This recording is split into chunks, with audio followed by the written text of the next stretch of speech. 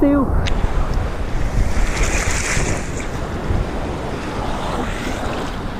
Coi chừng té vô nhau. Tay ốc buông nhau.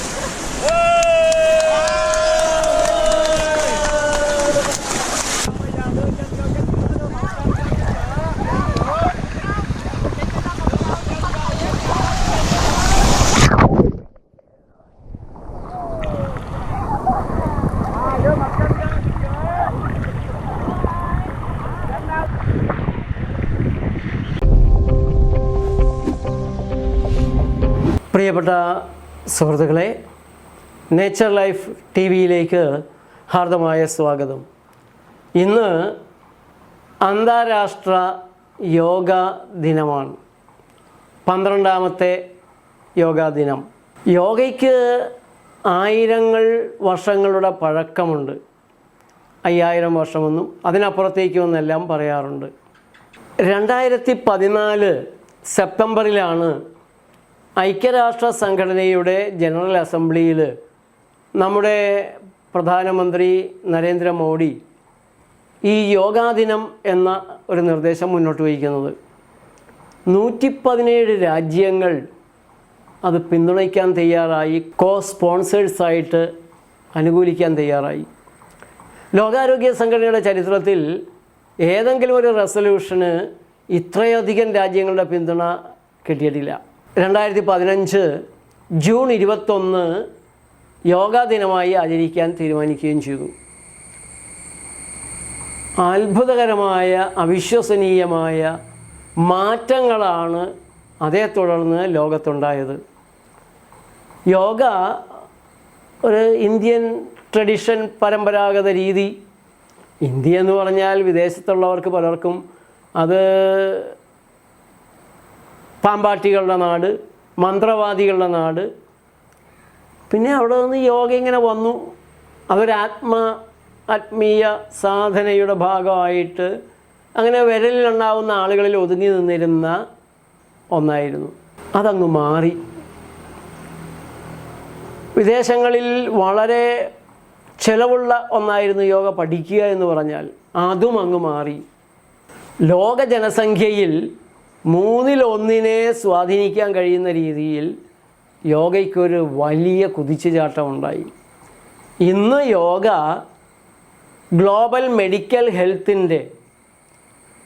ഹെൽത്തിൻ്റെ ഒരു കാവലാളാണ്. രോഗങ്ങളില്ലാതെ ജീവിക്കാനുള്ള ഏറ്റവും നല്ലൊരു വഴി വാക്സിനുകളല്ല, മരുന്നുകളല്ല, യോഗയും ശരിയായ ആഹാരവുമാണ് എന്ന് ലോകം ഇന്ന് തിരിച്ചറിഞ്ഞു കഴിഞ്ഞു. യോഗാ ദിനത്തോടെ അന്താരാഷ്ട്ര ശ്രദ്ധ കിട്ടിയ യോഗയ്ക്ക് നിരവധിയായ പഠനങ്ങൾ നടന്നു, ക്ലിനിക്കൽ സ്റ്റഡികൾ നടന്നു, റിസർച്ചുകൾ നടന്നു. നിരവധിയായ യൂണിവേഴ്സിറ്റികൾ, ഹാർവാർഡ് യൂണിവേഴ്സിറ്റിയും സ്റ്റാൻഫോർഡ് യൂണിവേഴ്സിറ്റിയും കേംബ്രിഡ്ജ് യൂണിവേഴ്സിറ്റിയും ഒക്കെ യോഗയെക്കുറിച്ച് പഠിക്കാൻ, നിരീക്ഷിക്കാൻ തയ്യാറായി. അവരവർ ഓരോരോ വിഷയങ്ങളെടുത്താണ് യോഗ ചെയ്യുന്ന ആളുകളിലെ തലച്ചോറിനുണ്ടായ മാറ്റം, അവരുടെ മാനസികാവസ്ഥയ്ക്കുണ്ടായ മാറ്റം, അവരുടെ വാക്കുകളിൽ, പെരുമാറ്റത്തിലുണ്ടായ മാറ്റം, ഇങ്ങനെ പല തലങ്ങളിലുള്ള പഠനങ്ങൾ നടന്ന് ഇന്ന് യോഗയുടെ ആരോഗ്യ സ്വാധീനം അതൊരു വിശ്വാസ പ്രമാണമായിട്ടോ അതോ ഒരു ആചാര പ്രമാണമായിട്ടോ ഒന്നുമല്ല, എവിഡൻസ് ബേസ്ഡായ ശാസ്ത്രീയമായ കൃത്യമായ ഡോക്യുമെൻറ്റേഷനുകളുള്ള ഒന്നായിട്ടാണ് ലോകത്ത് ഉയർന്നു നിൽക്കുന്നത്. യോഗ ചെയ്യുമ്പോൾ തലച്ചോറിലുണ്ടാകുന്ന മാറ്റങ്ങൾ, ബീറ്റാ വേവ്സ്, അതാണ് ഫൈറ്റ് ഓർ ഫ്ലൈറ്റ് എന്ന് പറയുന്ന, ആരടാന്ന് ചോദിച്ചാൽ എന്തടാന്ന് തിരിച്ചു ചോദിക്കുകയും എപ്പോഴും പ്രതിരോധത്തിന് തയ്യാറായി, വേണമെങ്കിൽ ആക്രമിക്കാൻ കൂടെ തയ്യാറായി നിൽക്കുന്ന രീതിയിലാണ് ലോക ജനസംഖ്യയിൽ നല്ലൊരു പങ്കും മുന്നോട്ട് നീങ്ങുന്നത്. ആ ബീറ്റാ വേവ്സ് അങ്ങ് മാറി ആൽഫ വേവ്സും തീറ്റ വേവ്സുമായി മാറി ശാന്തമാകുന്ന, സ്നേഹഭാവത്തിലേക്ക് മനുഷ്യർ വരുന്ന ഒരന്തരീക്ഷം യോഗയ്ക്ക് നൽകാൻ സാധിച്ചു. പക്ഷേ നിർഭാഗ്യവശാൽ ട്രംപും നെതന്യാഹുവും പുടിനുമൊന്നും യോഗ ചെയ്യുന്നില്ല എന്നാണ് എനിക്ക് തോന്നുന്നത്. പ്രകൃതി ജീവന ഭക്ഷണം ഒട്ടും ചെയ്യുന്നില്ല എന്നുള്ളത് ഉറപ്പാണ്. അവരും കൂടെ യോഗയും പ്രകൃതിയുമൊക്കെ ചെയ്യുമായിരുന്നെങ്കിൽ ലോകത്തിൻ്റെ ചരിത്രം മറ്റൊന്നായി മാറുമായിരുന്നു. അനേക ലക്ഷം മനുഷ്യരുടെ ദുരിതങ്ങൾ ഒഴിയുമായിരുന്നു എന്നുള്ള കാര്യം ഉറപ്പാണ്. യോഗ സാധാരണയായി നാം കാണുന്നത് ആസനങ്ങളുടെ ഹഠയോഗയുടെ ഭാഗത്താണ്. അതല്ലാതെ ആത്മീയതയുടെ, പ്രാർത്ഥനയുടെ, ധ്യാനത്തിൻ്റെ, അങ്ങനെ പല പല രീതികൾക്ക് ഊന്നൽ കൊടുക്കുന്ന ധ്യാന ഭക്തി യോഗയായിട്ടും കർമ്മയോഗയായിട്ടും കുണ്ടലിനി യോഗയായിട്ടും അതിൽ തന്നെ അയ്യങ്കാർ യോഗ, നിരവധിയായ വകഭേദങ്ങൾ. ഇപ്പോൾ ശിവാനന്ദാശ്രമക്കാരുടെ യോഗ വേറെയാണ്. അല്പം വ്യത്യാസങ്ങൾ, അങ്ങനെ പലതരത്തിലുള്ള സ്കൂൾ ഓഫ് തോട്ട്സ് ഇതിലുണ്ട്. പക്ഷേ ലക്ഷ്യം ഒന്നാണ്. ആത്മീയമായ തലവും മാനസിക തലവും ശാരീരിക തലവും സാമൂഹ്യ തലവും അതുവഴി ഒരുമിച്ച് ചേരുക, ഐക്യത്തിലാകുക, സ്നേഹത്തിലാകുക, ഒരുമിക്കുക എന്നുള്ളതാണ്. യോഗ ചെയ്യുന്നൊരു വ്യക്തി ആ വ്യക്തി അറിയാതെ തന്നെ നന്നാകുന്നുണ്ട്. എത്രത്തോളം തലങ്ങളിലേക്ക് അത് എത്തും എന്നുള്ളത് വേറൊരു കാര്യം. അത് ചെയ്യുന്നതനുസരിച്ച് ആര് ചെയ്യുന്നു, ഏത് സാഹചര്യത്തിൽ ചെയ്യുന്നു, ഏത് ഭക്ഷണം കഴിക്കുന്നു, യമനിയമങ്ങൾ പാലിക്കുന്നുണ്ടോ, അങ്ങനെയുള്ള കാര്യങ്ങൾ ധാരാളമുണ്ട്. അങ്ങനെ വ്യക്തികൾ നന്നായി വന്നാൽ അവർ കൂടിച്ചേരുന്ന സമൂഹം നന്നാവാതിരിക്കില്ലല്ലോ. ഇന്നലെ തിരുവനന്തപുരത്തായിരുന്നു. തിരുവനന്തപുരത്ത് പാതഞ്ജലി യോഗ സെൻറ്ററിൻ്റെ 3ാമത്തെ കൂടിച്ചേരലായിരുന്നു. ധാരാളം ആളുകൾ സെമിനാറിനുണ്ടായിരുന്നു. എൻ്റെ വിഷയം യോഗിക് ഭക്ഷണമായിരുന്നു. ആ വന്നിരുന്ന ആളുകൾ നമുക്ക് വളരെ നന്നായിട്ട് അറിയാം, അവരുടെ മനസ്സിന് വളരെ നല്ലൊരു ചേർച്ചയുണ്ട്. അവർ തമ്മിൽ കാണുമ്പോൾ നമുക്ക് ആ വൈകാരികമായ ഒരു അന്തരീക്ഷം കിട്ടും. അത് സാധാരണ രീതിയിലുള്ള ഒരു പൊതുയോഗ സ്ഥലത്ത്, ഒരു സെമിനാർ സ്ഥലത്ത് പോകുമ്പോൾ പല ചിന്തകളുള്ള, പല ദിശകളിൽ ചിന്തിക്കുന്ന, പ്രവർത്തിക്കുന്ന ആളുകൾ കൂടിച്ചേരുന്നത് പോലെയല്ല ഇവിടെ ഈ യോഗ സെമിനാറിന് വന്നിരുന്ന യോഗാഭ്യാസികൾ. ആ വ്യത്യാസം നമുക്കിങ്ങനെ ഫീൽ ചെയ്യും. അത് പറഞ്ഞെങ്ങനെയാണ് ബോധ്യപ്പെടുത്തുക എന്ന് എനിക്കറിയില്ല. ഒരേ മനസ്സുള്ള, ഒരേ ദിശയിൽ സഞ്ചരിക്കുന്ന ആളുകളുടെ കൂട്ടത്തിന് എപ്പോഴും ഒരു പ്രത്യേകതയുണ്ട്. അത് നാരായണീയം ആലപിക്കുന്ന സ്ത്രീകളുടെ സംഘം, അതല്ലെങ്കിൽ ധ്യാനം കൂടുന്ന, കരിസ്മാറ്റിക് ധ്യാനം കൂടുന്നവരുടെ ഒരു കൂടിച്ചേരൽ, പോലീസുകാർ കൂടിയിരിക്കുമ്പോൾ ഞാനിടയ്ക്ക് പോലീസുകാരുടെ ഗ്രൂപ്പുകൾക്ക് ക്ലാസ് എടുത്തിട്ടുണ്ട്. അതേപോലെ തന്നെ ഫുട്ബോൾ കളി ചെയ്യുന്ന അല്ലെങ്കിൽ കളിക്കുന്ന ചെറുപ്പക്കാരുടെ ടീം കൂടിയിരിക്കുമ്പോൾ അവരുടെ ഇടയിലായിരിക്കുമ്പോൾ ആ ഗ്രൂപ്പിൻ്റെ അന്തരീക്ഷം നമുക്ക് ഫീൽ ചെയ്യാൻ സാധിക്കും. നെഗറ്റീവായതുണ്ടാകും, പോസിറ്റീവായതും ഉണ്ടാകും. അപ്പോൾ ഈ യോഗാ സംഘം അവരുടെ ഇടയിലായിരുന്നപ്പോൾ നമ്മൾ സംസാരിച്ചത് പോലും നമ്മൾ കരുതിപ്പോയതല്ല, പുതിയ കാര്യങ്ങൾ മനസ്സിലേക്ക് ഇങ്ങനെ ഒഴുകി വരികയാണ്. അതെനിക്ക് പലപ്പോഴും അനുഭവമുള്ളൊരു കാര്യമാണ്. ഈ ഓഡിയൻസാണ് വാസ്തവത്തിൽ നമ്മളെ കൊണ്ട് സംസാരിപ്പിക്കുന്നത്. ഞാൻ സാധാരണയായി വിഷയം തീരുമാനിച്ച് ഒരുങ്ങിപ്പോകുന്ന ഒരാളല്ല. അവിടെ ചെന്ന് അവരെ കാണുമ്പോൾ അവർക്ക് വേണ്ടി സംസാരിക്കാൻ സാധിക്കും. അവരുടെ നിലയിൽ, അവരുടെ ലെവലിൽ ഒക്കെ പോകാൻ സാധിക്കും എന്നുള്ളതാണ് എൻ്റെ ഒരു വിശ്വാസം. ഒരുങ്ങിപ്പോയാൽ പോലും നമ്മൾ ചെല്ലുമ്പോൾ ആളുകളെ കാണുമ്പോൾ വേറെ തരത്തിലാണ് സംഭാഷണങ്ങൾ വരിക. അപ്പോൾ യോഗ ചെയ്യുന്ന മനുഷ്യരുള്ള ഒരു സമൂഹത്തിൽ ഇതുപോലെ അക്രമമോ ഇതുപോലെ വൈകാരികമായ പിരിമുറുക്കങ്ങളോ ഒന്നും തന്നെ ഉണ്ടാകാനുള്ള സാധ്യതയില്ല. പക്ഷേ അവിടെയും മതവൈരാഗ്യം വളർത്തി വളരെ സത്യകരായി കാണപ്പെടുന്ന മനുഷ്യർ പോലും ആ വിഷയം വരുമ്പോൾ അടിമുടി മാറുന്നത് ഞാൻ കണ്ടിട്ടുണ്ട്. ഏതായാലും എത്രത്തോളം മനുഷ്യർക്ക് നന്നാകാൻ സാധിക്കുമോ അത്രത്തോളം മനുഷ്യരെ നന്നാക്കുന്ന ഏതെല്ലാം രീതികളുണ്ടോ അതിനെയെല്ലാം നമ്മൾ സ്വാഗതം ചെയ്യേണ്ടതാണ്. ഒരു കള്ളനായ വ്യക്തി പോലും നല്ല കാര്യങ്ങൾ ചെയ്യുമ്പോൾ നമ്മൾ ആ നല്ല കാര്യങ്ങളിലേക്ക് കൂടുതൽ ശക്തിയും പിന്തുണയും നൽകുകയും അവരെ കൂടെ ചേർത്ത് പിടിച്ച് മോശമാകാൻ ആർക്കും സാധ്യത കൊടുക്കാത്ത ഒരു അന്തരീക്ഷത്തിലേക്ക് മുന്നോട്ട് പോകേണ്ടതുണ്ട്. അതുകൊണ്ട് നമ്മുടെ ജയിലുകളിലായാലും യോഗ നിത്യവും പ്രാക്ടീസ് ചെയ്യിപ്പിക്കണം. പല സർവകലാശാലകളും ജയിലിലെ തടവ് പുള്ളികളിൽ യോഗ ചെയ്യിപ്പിച്ച് നിരീക്ഷിച്ചിട്ട് അവരുടെ മനസ്സിനുണ്ടാകുന്ന അഗ്രസീവ് മെൻറ്റാലിറ്റിക്ക്, അവരുടെ അഗ്രസീവായ പെരുമാറ്റങ്ങൾക്ക് മാറ്റമുണ്ടാകുന്ന റിപ്പോർട്ടുകൾ, ഗവേഷണ ഫലങ്ങൾ പ്രസിദ്ധീകരിച്ചിട്ടുണ്ട്. ഇന്നത്തെ കാലത്ത് ആരോഗ്യത്തോടെ ജീവിക്കണമെങ്കിൽ അതിനുള്ള ഏറ്റവും എളുപ്പമായ വഴി പ്രകൃതി ജീവനവും യോഗയും രണ്ടും കൂടെ ചേർത്ത് മുന്നോട്ട് പോവുക എന്നുള്ളതാണ്. ഒരു ദിവസം 20 മിനിറ്റ് നിങ്ങൾ മാറ്റിവെക്കുമെങ്കിൽ നിങ്ങളുടെ നീരുവീഴ്ച, സന്ധിവേദനകൾ, നിങ്ങളുടേതായ പല അസുഖങ്ങളും പതുക്കെ അലിഞ്ഞലിഞ്ഞില്ലാതെ പറന്നകലുന്നത് നിങ്ങൾക്ക് അനുഭവിക്കാൻ സാധിക്കും. യോഗ ചെയ്യുമ്പോൾ വെറും ഒരു ചെറിയ ആസനങ്ങളിൽ പോലും സെല്ലുലാർ ടെമ്പറേച്ചർ എത്ര കൂടുന്നുണ്ട്, സെല്ലുലാർ വോൾട്ടേജ് അതിനെന്ത് വ്യത്യാസം വരുന്നുണ്ട്, മനസ്സിലെ ചിന്തകൾ കുറയുന്നു, അനാവശ്യ ചിന്തകൾ മാറുന്നു, ആവശ്യമുള്ള പോസിറ്റീവ് ചിന്തകളിലേക്ക് നിറയാൻ സാധിക്കുന്നു. അതേപോലെ തന്നെ ആരോഗ്യത്തിൻ്റെ ആനന്ദം കൂടുതലായി അനുഭവിക്കാൻ സാധിക്കുന്നു. BP കൂടിയ ആളുകളുടെ BP താഴെ വരും. 10 മിനിറ്റ് ശവാസനത്തിൽ കിടന്നാൽ ഹാർട്ടിൻ്റെതായ പ്രയാസങ്ങൾ മാറാൻ, മൂത്രാശയ സംബന്ധമായ പ്രയാസങ്ങൾ മാറാൻ, ഗർഭാശയ സംബന്ധമായ പ്രയാസങ്ങൾ മാറാൻ, പീരീഡ്സിലെ വയറുവേദനകളൊക്കെ പറന്നകലാൻ, അങ്ങനെ നിരവധിയായ രോഗങ്ങൾക്ക് യോഗ വിവേകപൂർവം ചെയ്യുന്നത്. യോഗ ചെയ്യുന്നത് നല്ലതാണെന്ന് കേട്ടിട്ട് ഹെർണിയ ഉള്ള ഒരാൾ, ഹാർട്ടിന് തകരാറുള്ള ഒരാൾ കാണുന്ന യോഗയൊന്നും പോയി ചെയ്യരുത്. അപ്പം അത് ഒരു ഗുരുവിൻ്റെ മുഖത്ത് നിന്ന് തന്നെ പഠിക്കേണ്ടതാണ്. ഇപ്പോൾ ലോകാരോഗ്യ സംഘടന ഒരു ആപ്പ് ഇറക്കിയിട്ടുണ്ട്, യോഗ ആപ്പ്. അതിൽ ഏറ്റവും സേഫായിട്ട് ഇപ്പോൾ യോഗയിൽ സർവാംഗാസനമുണ്ട്.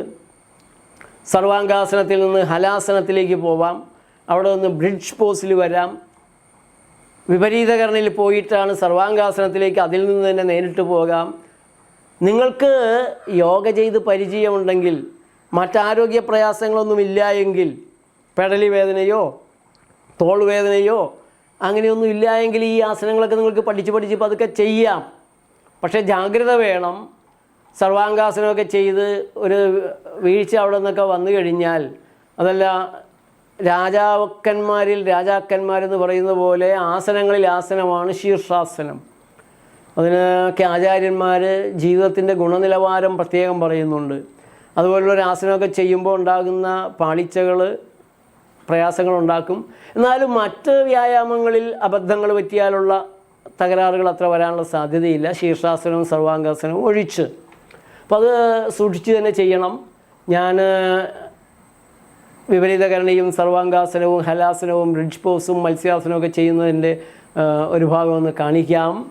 ഈ യോഗാ ദിനം പ്രമാണിച്ച് ഞാൻ ഒരു സ്വിമ്മിംഗ് പൂളിൽ യോഗ ചെയ്തത്. വാട്ടർ യോഗ വളരെ മനസ്സിന് ശാന്തിയും സമാധാനവും സന്തോഷവും തരുന്നതാണ്. അതോടൊപ്പം വർഷങ്ങൾക്ക് മുമ്പ് വിയറ്റ്നാമിലെ കടൽ തിരമാലകൾക്ക് മുകളിൽ ആലോലമാടിക്കൊണ്ടും കടൽ തിരമാലകൾക്കുള്ളിലേക്ക് പൂണ്ടുകൊണ്ടുമൊക്കെ രസകരമായ ഒരു അനുഭവം എനിക്ക് ഉണ്ടായിട്ടുണ്ട്.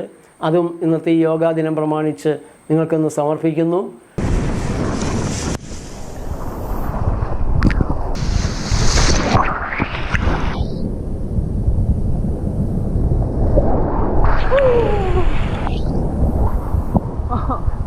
Rất mà siêu.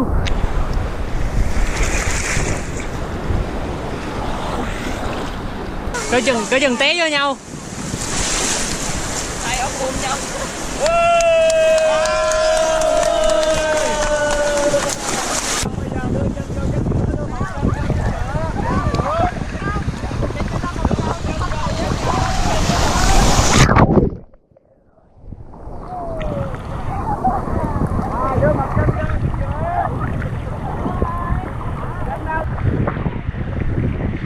അഭിപ്രായങ്ങൾ, കമൻറ്റുകൾ എഴുതണം.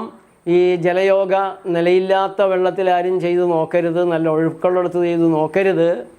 ആർക്കും ചെയ്യാവുന്നതാണ്. യോഗ പഠിച്ചവർക്ക് മാത്രമല്ല, ശ്വാസം ഒന്ന് നിയന്ത്രിക്കുന്ന വിധവും ശരീരത്തിൻ്റെ അവസ്ഥ ഒരു പ്രത്യേക അവസ്ഥയിൽ വെള്ളത്തിൽ കൊണ്ടുപോയിട്ട് ആർക്കും ചെയ്യാവുന്നതാണ്. അപ്പോൾ ഞാനീ പറഞ്ഞ മുൻകരുതലെടുത്ത് ആരെങ്കിലും കരയിലുള്ളപ്പോൾ നിങ്ങൾക്ക് ചെയ്തു നോക്കാം. കുറേ കൂടെ നല്ല ഒരു സമൂഹം നമുക്കുണ്ടാവാൻ, സ്നേഹസമൂഹമുണ്ടാകാൻ, അഹിംസാത്മക സമൂഹമുണ്ടാകാൻ പ്രകൃതി ജീവനവും യോഗയും നമുക്ക് അനുഗ്രഹമാകട്ടെ. നന്ദി, നമസ്കാരം.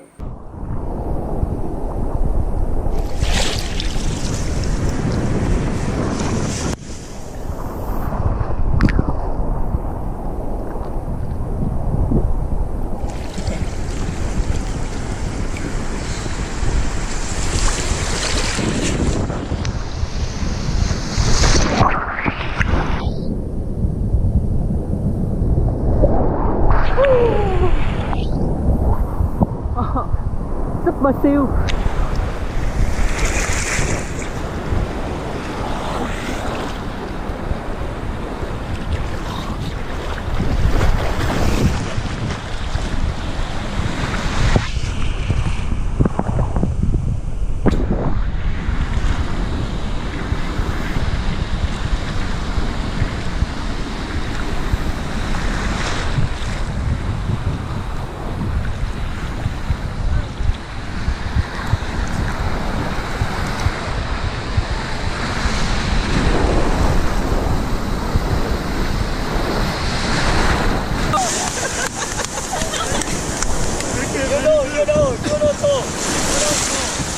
Coi chừng té vô nhau.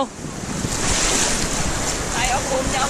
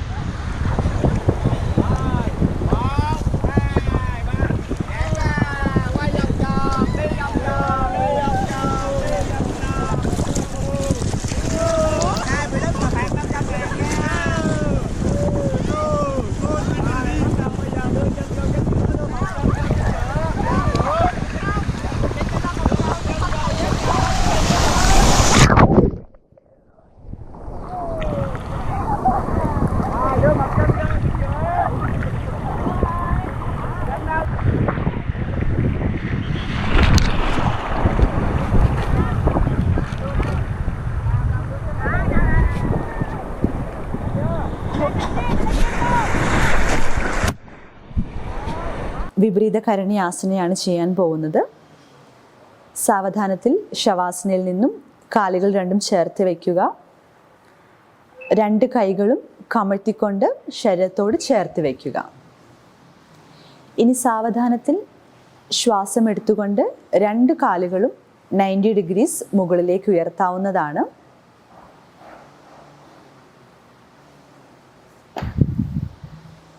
ശേഷം അരക്കെട്ട് തറയിൽ നിന്നും മുകളിലേക്ക് ഉയർത്തിയ ശേഷം രണ്ട് കൈകളും ഉപയോഗിച്ച് ഇളയുടെ രണ്ട് വശങ്ങളിലായി സപ്പോർട്ട് കൊടുക്കുക. ശേഷം കണ്ണുകളും കാൽപാദങ്ങളിലെ വിരലുകളും തമ്മിൽ ഒരേ ലൈനിൽ മെയിൻറ്റെയിൻ ചെയ്യാൻ വേണ്ടി ശ്രമിക്കുക. ശ്വാസോച്ഛ്വാസം സാധാരണഗതിയിൽ തന്നെ തുടരട്ടെ. ഇനി വിപരീത കരണയിൽ നിന്നും സർവാംഗാസനയിലേക്കാണ് പോകുന്നത്. ഇതിനായി അരക്കെട്ട് പൂർണ്ണമായും മുകളിലേക്ക് ഉയർത്തിപ്പിടിക്കുക. കൈകളുടെ സപ്പോർട്ട് നടുവിൻ്റെ 2 വശങ്ങളിലും കണ്ടിന്യൂ ചെയ്യുക. കാൽപാദങ്ങളിലെ വിരലുകളും കണ്ണുകളും ഒരേ ലൈനിൽ തന്നെ തുടരുക.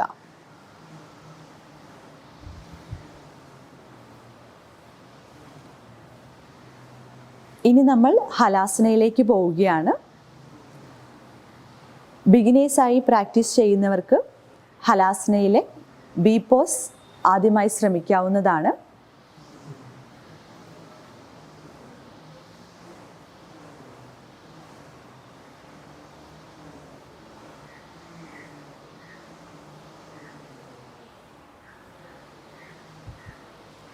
കാൽമുട്ടുകൾ മടക്കുമ്പോൾ മുട്ടുകൾ ശിരസിനോട് ചേർന്ന് വരത്തക്ക രീതിയിൽ പരമാവധി ശ്രമിക്കുക.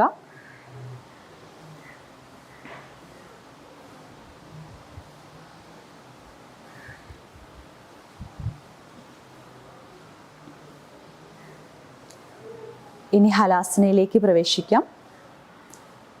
ശ്വാസം വിട്ടുകൊണ്ട് 2 കാലുകളും നിവർത്തിക്കൊണ്ട് പുറകുവശത്തേക്ക് കൊണ്ടുവരാം.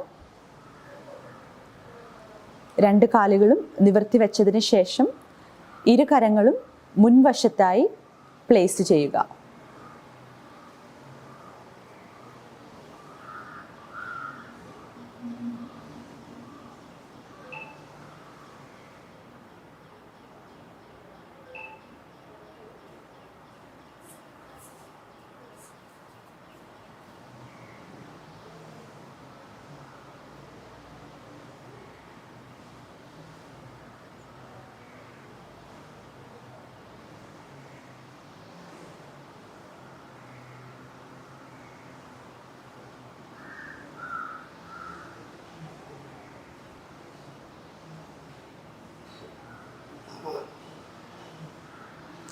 ശ്വാസോച്ഛ്വാസം സാധാരണഗതിയിൽ തന്നെ കണ്ടിന്യൂ ചെയ്യുക.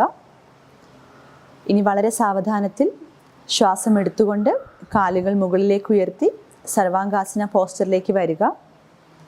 ഇവിടെ നിന്നും നമ്മൾ സേതുബന്ധാസനയിലേക്ക് പ്രവേശിക്കുകയാണ്.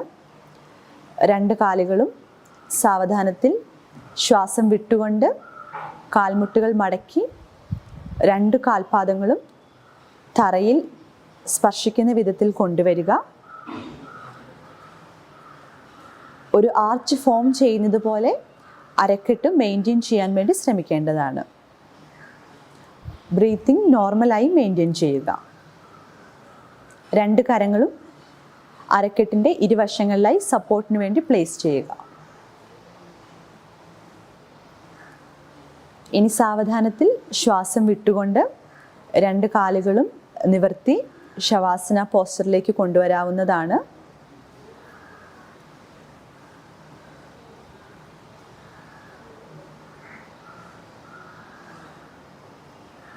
സാവധാനത്തിൽ ശ്വാസം വിട്ടുകൊണ്ട് കാലുകൾ താഴേക്ക് കൊണ്ടുവരിക.